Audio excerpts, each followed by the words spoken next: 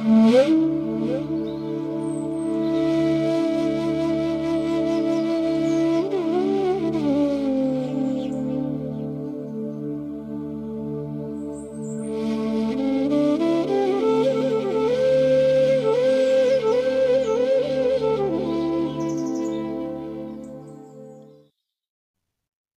नमः श्री अतिराजाय विवेकानंद शूरये सच्चित सुख स्वरूपाय स्वामिने तापहारिणे। नमस्कार। শ্রী শ্রী ঠাকুর, শ্রী শ্রী মা এবং স্বামীজি মহারাজের রাতুল চরণে ভুলুণ্ঠিত প্রণাম জানাই। প্রাণারাম বাংলা ইউটিউব চ্যানেলে সম্প্রচারিত সৎকথায় প্রতিদিনের মনন এই ধারাবাহিক অনুধ্যানে আজকে আমরা স্মৃতিপটে স্বামী তথাগতানন্দজি মহারাজের কথা স্মরণ মনন করব। এবং এই প্রসঙ্গে আপনাদের জানিয়ে রাখা যে ঠাকুরের কৃপা এবং আশীর্বাদ যদি ঠিক থাকে তাহলে আর কিছুক্ষণ পরেই আমরা পুতুন্ডা শ্রীরামকৃষ্ণ আশ্রমের উদ্দেশ্যে রওনা দেব এবং সেখানে আজকে আমাদের শীতকালীন সেবা পূজা নিবেদিত হবে। আমরা পরবর্তী পর্বে সেই সেবা পূজার বিস্তারিত বর্ণনা আপনাদেরকে প্রেরণ করব। আপনাদের কাছেও প্রার্থনা করি যে সেই দীর্ঘ হাই রোড দিয়ে যাওয়া এবং বর্ধমানের পুতুন্ডা গ্রাম, যেখানে হরিপদ মিত্রের বাড়িতে স্বামী বিবেকানন্দ পদার্পণ করেছিলেন, অবস্থান করেছিলেন, এবং সেই হরিপদ মিত্রের একটি বাড়িতে একটি চেয়ারে স্বামীজি বসেছিলেন, যে চেয়ারটি এখনও ওই পুতুন্ডা শ্রীরামকৃষ্ণ আশ্রমে সযত্নে স্বামীজির স্মৃতিচিহ্ন হিসাবে রক্ষিত আছে। তাই সেইটিকে আমরা পুণ্য তীর্থস্থান বলে মনে করি, যেখানে স্বামীজির ব্যবহৃত চেয়ার আজও স্মৃতিচিহ্ন হিসাবে পূর্ণ মর্যাদায় রক্ষিত আছে। সেই পুতুন্ডা শ্রীরামকৃষ্ণ আশ্রমে আমরা গ্রামের মানুষদের এই শীতকালীন সেবা পূজা বা সেবা অর্ঘ্য নিবেদন করার জন্য যাত্রা শুরু করব ভগবানের কাছে, এবং আপনাদের কাছে সেই আশীর্বাদটুকু আমরা প্রার্থনা করছি। আমরা প্রত্যেকেই জানি যে রামকৃষ্ণ সংঘের সন্ন্যাসী মহারাজরা পরিচিত হন দুটি ভিন্ন নামে। একটি তাঁদের সন্ন্যাস নাম, আর একটি তার পূর্বাশ্রমের নাম। আমরা আজকে যে মহাজীবনের কথা স্মরণ করব তার নাম রামকৃষ্ণ সংঘে, তার নাম বা সন্ন্যাস নাম স্বামী তথাগতানন্দজি, আর পূর্বাশ্রমের নাম লক্ষ্মীনারায়ণ ভট্টাচার্য। স্বামী তথাগতানন্দজি মহারাজ এক বিদগ্ধ রামকৃষ্ণ সাধক ছিলেন, যিনি পাশ্চাত্যে দীর্ঘদিন এই রামকৃষ্ণ বিবেকানন্দ বেদান্ত ভাবধারা নিরলসভাবে প্রচার করেছিলেন। মহারাজ এক ভক্তকে চিঠিতে অনুপ্রেরণা দিয়ে লিখেছিলেন, জীবনের মানে কি জানার চেষ্টা করো, তবেই একঘেয়েমি কাটবে এবং আনন্দ পাবে। আমি তোকে বলেছিলাম যে প্রত্যহ গায়ত্রী এবং ইষ্ট জপ করতে, ওটা জীবনের পক্ষে অত্যন্ত দরকার। Be spiritual in attitude. এইটি মহারাজের যেন একটা হৃদয় তন্ত্রীতে ঝংকার তুলে দেওয়ার মতন এক বাণী বলুন, এক আদর্শ, সেটি যেন ছিল। যুগাবতার শ্রীরামকৃষ্ণদেবের জন্মভূমি হুগলি জেলার কামারপুকুরের দূরবর্তী গ্রাম ঘোষপুর। এটি রামকৃষ্ণানন্দজি মহারাজের জন্মস্থান ময়ালিছাপুরের খুব কাছেই অবস্থিত। 1923 সালের 17 ফেব্রুয়ারি এই গ্রামেই জন্মগ্রহণ করেছিলেন এই রামকৃষ্ণ মঠের ভাবিকালের সন্ন্যাসী লক্ষ্মীনারায়ণ ভট্টাচার্য, পরবর্তীকালে স্বামী তথাগতানন্দজি মহারাজ। তার পিতা ছিলেন অতুল চন্দ্র এবং মাতা সুমতি দেবী। তাদের দ্বিতীয় সন্তান ছিলেন, এবং কুলদেবী মা মহিষমর্দিনী দুর্গাকে আশ্রয় করে তাদের সংসার ধর্মভাবে প্রতিপালিত হয়।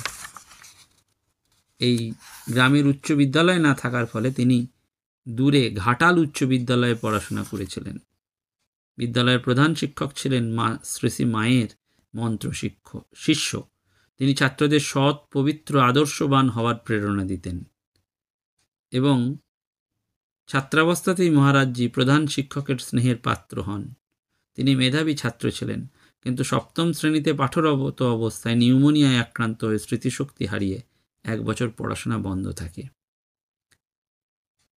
ঈশ্বরের কৃপায় তার ধর্মবিশ্বাসী পিতা একজন শাস্ত্রজ্ঞ ধার্মিক ব্রাহ্মণ দ্বারা বাড়িতে কুলদেবীর কাছে শ্রী শ্রী চণ্ডীপাঠ এবং বিল্লপত্রে যজ্ঞের ব্যবস্থা করেছিলেন এবং তাতে মহারাজ আরোগ্য লাভ করেন। 1947 সালে বিকম পরীক্ষায় 50% পেয়ে তিনি সম্মানিত হন এবং তিনি নিজের গ্রামেই নিজের ব্যয়ে একটি সাধারণ লাইব্রেরি গঠন করেছিলেন, যার নাম সুভাষ পাঠাগার। পরবর্তীকালে মহারাজের যখন 24-25 বছর বয়স, তখন বাবার সঙ্গে কথা বলতে তিনি ভয় পেতেন এবং বাবার অজ্ঞাতেই তিনি বেলুড় মঠে এসেছিলেন 1945 সালে। আর বেলুড় মঠের ষষ্ঠ সংঘাধ্যক্ষ পরম পূজ্যপাদ শ্রীমৎ স্বামী বিরজানন্দজি মহারাজের কাছে মন্ত্র দীক্ষা লাভ করেন এবং মাকেও তিনি বলেছিলেন যে তোমার মৃত্যুর পর আমি সাধু হব, তোমার যাতে কোনো কষ্ট না হয়, তাই জন্যই আমি এই কথা বলছি। ধর্মশীলা মা ছেলের সন্ন্যাস ব্রত গ্রহণের সদিচ্ছায় সন্তুষ্ট হয়ে বলেছিলেন, শুনেছি মিশনে যোগদানে বয়সের সীমা আছে, বেশি বয়স হলে তোমাকে ওনারা নেবেন না। আমি কতদিন বাঁচব কেউ কি বলতে পারে? আমি তোমার ধর্মপথে বিঘ্ন হতে চাই না, তুমি সন্ন্যাস জীবন গ্রহণ করো, আমি সানন্দে অনুমতি দিচ্ছি। 23 অক্টোবর 1955 সালে তিনি শ্রী শ্রী ঠাকুরের ইচ্ছায় মঠে যোগদান করেন এবং 1960 সালে তার ব্রহ্মচর্য দীক্ষা লাভ হয় পরম পূজ্যপাদ শ্রীমৎ স্বামী শঙ্করানন্দজি মহারাজের কাছ থেকে। এবং মঠে যোগদানের পরেও তিনি মায়ের প্রতি দায়িত্ব কর্তব্যকে অস্বীকার করেননি। তিনি মায়ের সেবা পরিচর্যা করেছিলেন এবং মাকে 1 মাস তার কাছে বেলুড় মঠে ঘর ভাড়া করে রেখেছিলেন, যেখানে গঙ্গা স্নান, মঠ দর্শন, সাধু প্রণাম ইত্যাদি কাজে সঙ্গ দিয়েছেন। 1963 সালে শারদীয়া পুজোর অবসানে মায়ের পরলোক গমনের পর তিনি 1964 সালে প্রার্থিত সন্ন্যাস লাভ করেন পূজ্যপাদ শ্রীমৎ স্বামী মাধবানন্দজি মহারাজের কাছ থেকে এবং বেলুড় মঠের নির্দেশে ঠাকুরের কাজে তাকে নিউ ইয়র্ক বেদান্ত সোসাইটিতে যেতে হয়েছিল। তার আগে তিনি বরানগর রামকৃষ্ণ মিশনে সম্পাদকের দায়িত্ব পালন করেছিলেন এবং দেওঘর বিদ্যাপীঠ, মাদ্রাজ স্টুডেন্টস হোম প্রমুখ ক্ষেত্রেও তিনি সহকারী সম্পাদক হিসেবে দায়িত্ব পালন করেছিলেন। সারদা পীঠের বিদ্যামন্দিরেও সাধু জীবনের প্রথম পর্বে পূজনীয় স্বামী তেজসানন্দজি মহারাজের অধীনে দীর্ঘ 10 বছর তিনি অতিবাহিত করেন। নিউ ইয়র্ক বেদান্ত সোসাইটিতে স্বামী পবিত্রানন্দজি মহারাজের মহাসমাধির পর তাকে ওই কেন্দ্রের মিনিস্টার বা স্পিরিচুয়াল লিডার করা হয়েছিল 1977 সালে। এই নিউ ইয়র্কে থাকাকালীনও সাধারণত 3 বছর অন্তর তিনি বেলুড় মঠে আসতেন এবং বেলুড় মঠের বিভিন্ন শাখা কেন্দ্র, বিভিন্ন প্রাইভেট আশ্রমের ভক্ত বাড়িতেও তিনি গেছেন এবং পূজনীয় তথাগতানন্দ মহারাজ তার ভালোবাসা শ্রদ্ধা দিয়ে সকলকে আপন করে নিতেন। 2010 সালে একদিন তৎকালীন সহাধ্যক্ষ পূজ্যপাদ স্বামী গীতানন্দজি মহারাজ কাঁকুরগাছি জগদ্দান মঠ থেকে এসেছেন দুর্গাপুজোর আগে নিজের হাতে মঠের সাধুদের নববস্ত্র উপহার দিতে। স্বামী তথাগতানন্দজি ওকে দেখেই দ্রুত ঘর থেকে বেরিয়ে শ্রদ্ধায় প্রণাম করলেন, আশীর্বাদ প্রার্থনা করলেন। তখন পূজ্যপাদ স্বামী গীতানন্দজি মহারাজ বলেছিলেন, তুমি কত বড় সাধু, আমি তোমাকে কি আশীর্বাদ করতে পারি? তখন তথাগতানন্দজি বলেছিলেন, তুমি মঠের ভাইস প্রেসিডেন্ট, তোমাকে আশীর্বাদ করতেই হবে। এ যেন জোর জবরদস্তি করে সংঘ পরম্পরায় শ্রী শ্রী ঠাকুরের আশীর্বাদ প্রার্থনা। পূজনীয় স্বামী তথাগতানন্দজি মহারাজ ছিলেন অনেক সাধারণ মানুষের অভিভাবক, পথ নির্দেশক এবং আশ্রয়স্থল। বিপদের দিনে মানুষের পাশে দাঁড়িয়ে তিনি সুপরামর্শ, সান্ত্বনা এবং প্রয়োজনে আর্থিক সাহায্যও দিয়েছেন। এবং আমেরিকা যুক্তরাষ্ট্রে তার বিশেষ পরিচয় ছিল তিনি স্পিরিচুয়াল লিডার হিসাবে সুবক্তা, সুলেখক এবং হৃদয়বান সন্ন্যাসী ছিলেন। অনেক দুস্থ ছাত্রছাত্রীকে উচ্চশিক্ষার জন্য তিনি নীরবে সাহায্য করেছিলেন। বিদগ্ধ পণ্ডিত সাধু হয়েও তাঁর সহৃদয় মনটি গুটিয়ে যায়নি। ভারতে এসে আত্মীয় পরিজনের ব্যাকুল আহ্বানে 88 বছর বয়সেও তাদের বাড়ি গেছেন এবং আনন্দ সহকারে রামকৃষ্ণ বিবেকানন্দ বেদান্ত প্রসঙ্গ করেছেন। বয়স্ক দাদা বৌদিদেরও ভূমিষ্ঠ প্রণাম করেছেন। পরবর্তীকালে তার হার্টের বাইপাস সার্জারি হয়েছিল। নিউ ইয়র্কের চিকিৎসকরা তাকে 3 মাস সম্পূর্ণ বিশ্রামে থাকতে বলেছিলেন, কিন্তু তার অভিধানে বিশ্রাম ছিল না। তাই এই 3 মাসে সমগ্র রামায়ণ তিনি মনোযোগ দিয়ে পড়েন এবং পরবর্তীকালে রামায়ণের প্রধান চরিত্রগুলোর ওপর একটা বিশ্লেষণাত্মক অ্যানালিটিক্যাল নিবন্ধ রচনা করেন। এবং তিনি বলতেন, এই ব্যস্ততার যুগে সমগ্র রামায়ণ পড়ে তার সারবস্তু সংগ্রহ করার মতন সময় এবং ধৈর্য সাধারণ মানুষের কাছে নেই। সেজন্য ঠাকুরের কৃপায় রামায়ণ অনুধ্যান নামে একটি সুন্দর বই পরবর্তীকালে প্রকাশ হয়েছিল এবং তাঁর লেখা গ্লিমসেস অফ গ্রেট লাইফস, অর্থাৎ কয়েকটি মহান জীবনের আলেখ্য এবং শুভ চিন্তা, এই 2টি বই প্রকাশিত হয়েছিল শ্রী রামকৃষ্ণ পাঠচক্র থেকে। এবং তাঁর অকৃপণ সহযোগিতায় রামকৃষ্ণ মঠ ময়ালিছাপুরের অনেক কর্মকাণ্ড পরিচালিত হতো এবং তার প্রসারও লাভ করেছিল। আমেরিকাবাসী এবং ওখানকার প্রবাসীরা মহারাজের কাছ থেকে দীক্ষা নিয়ে রামকৃষ্ণ ভাবধারাকে উপলব্ধি করার সুযোগ পেয়েছিলেন। অবশেষে 2016 সালে 25শে জুন স্বামী তথাগতানন্দ মহারাজের মহাপ্রয়াণ হয়। তিনি রামকৃষ্ণ লোকে মহাসমাধিতে লীন হন। ওই যে সন্ন্যাসী প্রচারক হয়েও তার হৃদয়টা কখনো মরেনি। শুধু আশ্রম নয়, অন্যান্য আশ্রমকেও তিনি অনেক সাহায্য করেছেন। যেহেতু দীক্ষা দিতেন, গুরু প্রণামী পেলেই লোককল্যাণে ব্যয় করতেন। কখনো কখনো গ্রামে গিয়ে বলেছেন, টিউবওয়েল বা বাড়ি করতে হলে তোর কাছে টাকা পাঠাবো। নিজের পূর্বাশ্রমেরও চেষ্টা করেছেন এবং বলতেন, দেখো স্বামীজি এই গরিব দুঃখীদের জন্য কত করছেন, আমরাও যদি কিছু করতে পারি। অনেক দুস্থ গরিব মানুষকে তিনি ব্যক্তিগতভাবে সাহায্য করতেন। ওই স্বামীজির কথা আছে না, জগতে সর্বদাই দাতার আসন গ্রহণ করো, সর্বস্ব দাও, কিন্তু ফিরে কিছু চেও না। মহারাজ ছিলেন দীর্ঘদেহী, আজানুলম্বিত হস্ত। তার আজীবন ছিল গঙ্গা প্রীতি। বিদেশ থেকে তিনি কাউকে কাউকে গঙ্গা জল পাঠাতে বলতেন। নিজে কখনো এক আধবার এখানে এলে সঙ্গে করে নিয়ে যেতেন। এবং ঠাকুরের কত আশ্রমই হয়তো তার অদর্শন রয়ে গেছে, কিন্তু দেহ ছাড়ার পূর্বেও চিঠিতে তার গঙ্গা প্রাপ্তির আকুতি ব্যক্ত করে লিখেছিলেন, সুভাষ, আমার দেহ ছাড়ার পর তুমি আমার নামে গঙ্গা জলে তর্পণ করে দিও। এবং সর্বদা তিনি নিজেকে বালকবৎ ভাবতেন। তাই মাতৃমূর্তি মাত্রকেই মায়ের দৃষ্টিতে দেখতেন। মায়েরা কেউ প্রণাম করতে এলে তিনি তো প্রণাম করতেই দিতেন না। অধিকন্তু তাদের হাত দুটো নিজের মাথায় চাপিয়ে বলতেন, মা, আমি তোমার ছোট ছেলে, আমাকে আশীর্বাদ করো প্রকৃত সাধু হওয়ার। এবং সত্যি সত্যি যে সমস্ত সন্ন্যাসীরা আমাদের স্মৃতিকথা লিখেছেন স্বামী তথাগতানন্দজি, তারা প্রত্যেকেই মহারাজের প্রেম, ভালোবাসা এবং হৃদয়বত্তার কথা উল্লেখ করেছেন। মহারাজ চণ্ডীপাঠ করতে খুব ভালোবাসতেন।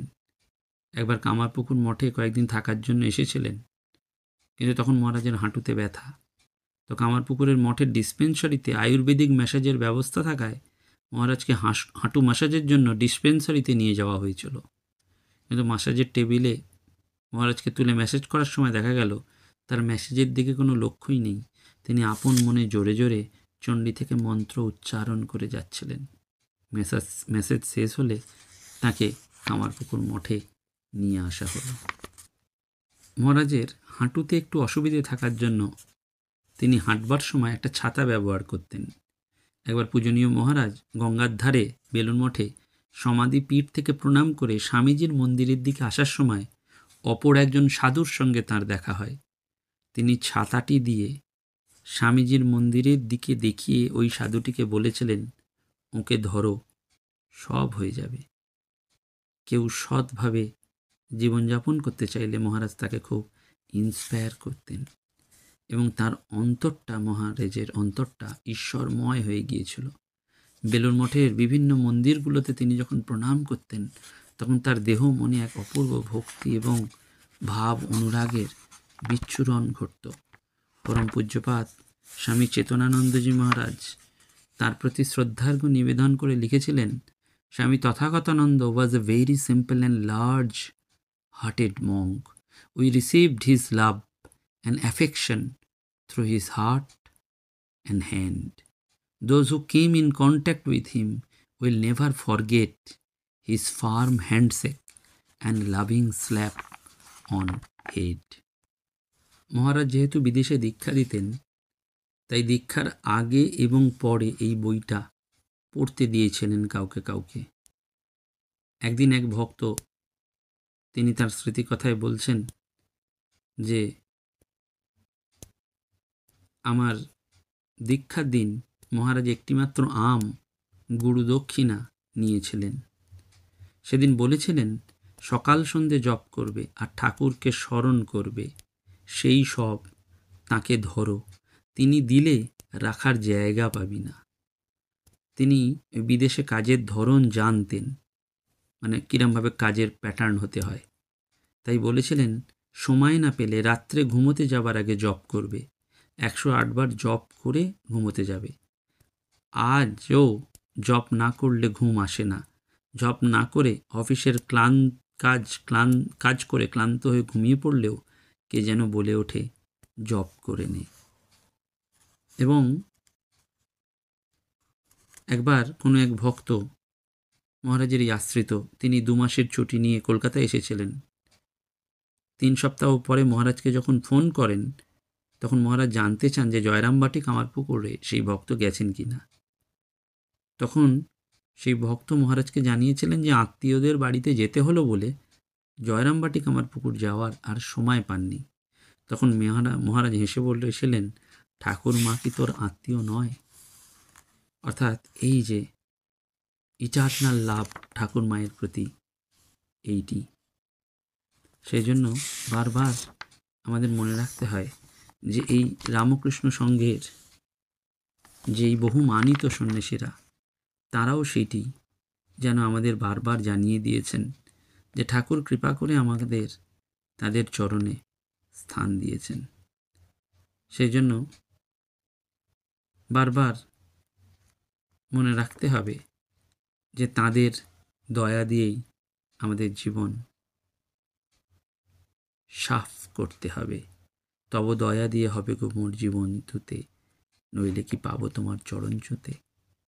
এই দীর্ঘদেহী গৌরবর্ণ আকর্ষণীয় ব্যক্তিত্বের অধিকারী, প্রাণোচ্ছল, উদ্দীপনা এবং কর্মশক্তিতে ভরপুর ঈশ্বরময় স্বামী তথাগতানন্দজি মহারাজের চরণে ভুলুণ্ঠিত প্রণাম নিবেদন করি।